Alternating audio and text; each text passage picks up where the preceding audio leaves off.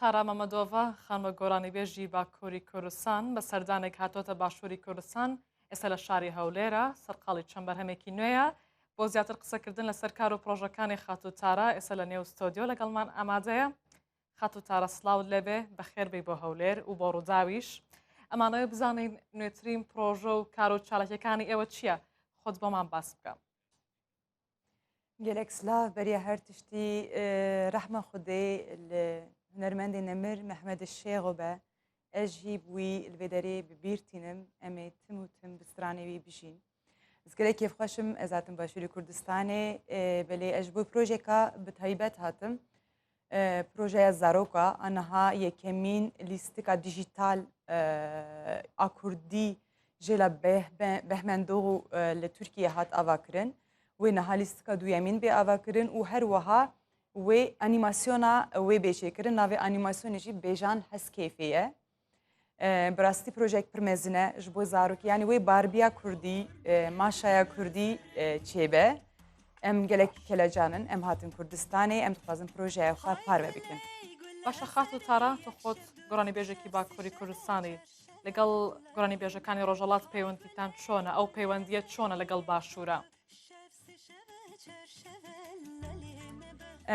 Ez Kurda aras Kurda Sovyetê me lê eslê xwe ji Bakurê Kurdistan û bazî dê me elbet têkiliya min bi hemû parçeyên Kurdistanê re heye.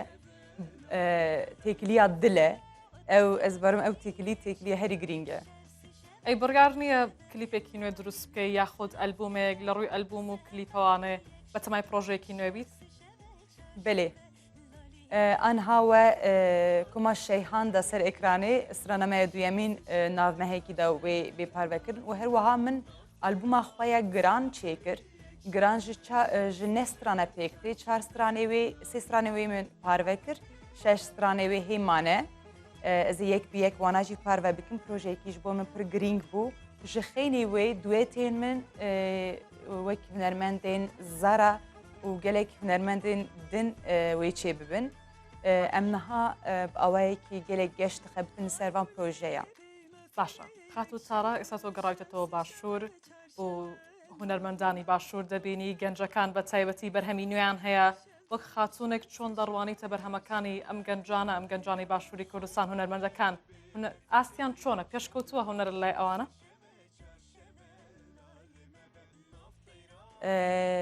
Hunermendên ciwan ez barim anha li gor sîstema cîhanê berê hunermendên ciwan jî hinekî çûye ser hunera rojane. Ez dibînim ku tiştên gelek baş û hêja çê dibin. Ez dibêjim ku divê ku em Kurd hêdî hêdî gavê xwe ji bo muzîka cîhanî bavêjin. Em divê ku muzîka xwe yê klasîk berfireh bikin. Bi muzîka cîhanî re bikin yek da ku em biçin ser dikeyên cîhanî. Ev ji bo muzîka Kurdî û ji bo pêşeroja باش ئەی لە ڕووی دەنگبێژیەوانێ تا چەند گرنگی بە دەنگبێژی دراوە؟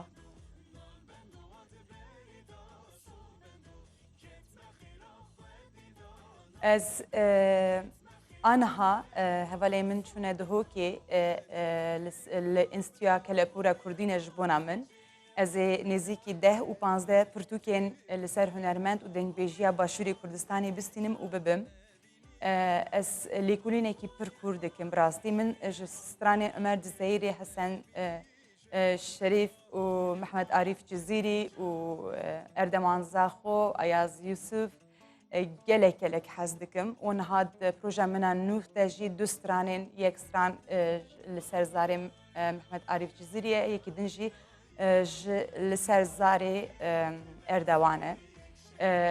û bi awayê giştî ez lêkolîn dikim li ser hemû stran bêjên Kurd û dengbêjên Kurd ên Başûrê Kurdistanê aniha jî ez li ser bi awayek pir berfireh û kûr dixebitim. باشە خات و تارا ئێستا زۆر باوە کە میوزیکی کوڕستانی کوردی تێکەڵکێشی پۆپ و ڕاپ و هیپۆپەکەن تا چەند ئەمە پەسەندە لای تۆ؟